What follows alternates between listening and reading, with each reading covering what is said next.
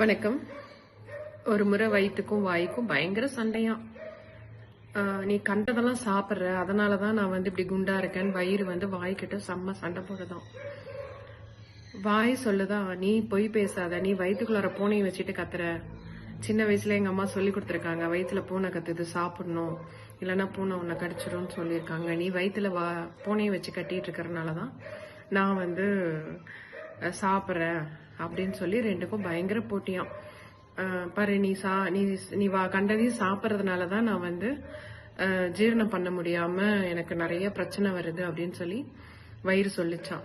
வாய் சொல்லிச்சான், உன்னால மட்டும் என்ன, நீ கண்டதையும் கேட்கிற, வயிற்றுக்குள்ளார உட்காந்துட்டு பூனையை விட்டு விட்டு நீ கேட்கிற, அதனாலதான் நான் சாப்பிட்றேன். பாரு, எனக்கும் பாரு பல்லுலயும் பிரச்சனை வந்துருச்சு, நைட்டு தூங்கும்போது கூட நீ கத்துற அப்படின்னு சொல்லி பயங்கரமா ரெண்டுக்கும் ஒரு ஆர்கியூமெண்ட் நடந்துட்டு இருந்துச்சான்.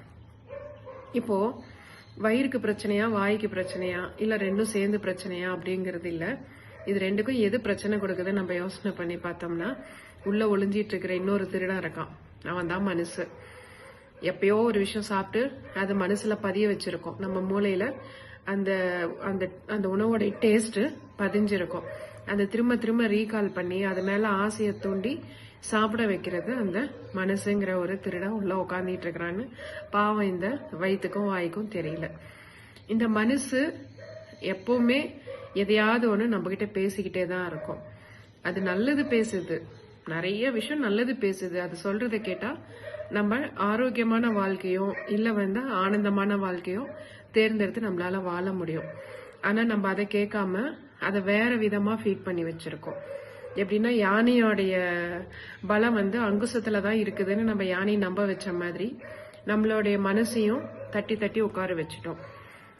ஸோ அந்த மாதிரி இல்லாம நம்ம மனசு நிறைய விஷயங்கள் நம்மளுக்கே தெரியாம எங்கேயோ இருந்து கொண்டுட்டு நம்மளுக்கு கொட்டிக்கிட்டே இருக்குது.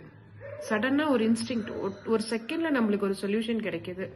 ஸோ இந்த மாதிரி எல்லாம் நம்மளுடைய மனசை பழக்கிறதுக்கான தியான பயிற்சிகள், முதிரை பயிற்சிகள், நம்ம எங்க இருந்து ஆரம்பிக்கணும் அப்படிங்கறது எல்லாமே நம்மளால இப்போ கத்துக்க முடியும். நம்ம யுக்தி வெல்னஸ் அதுக்காக தான் வகுப்புகள், ஆன்லைன் வகுப்புகள் நடத்திட்டு இருக்காங்க. உங்களுக்கு தேவை இருக்குதுன்னா கீழே இருக்கிற நம்பருக்கு நீங்க கால் பண்ணி தாராளமா கலந்துக்கிட்டு பயன்பெறலாம். நன்றி.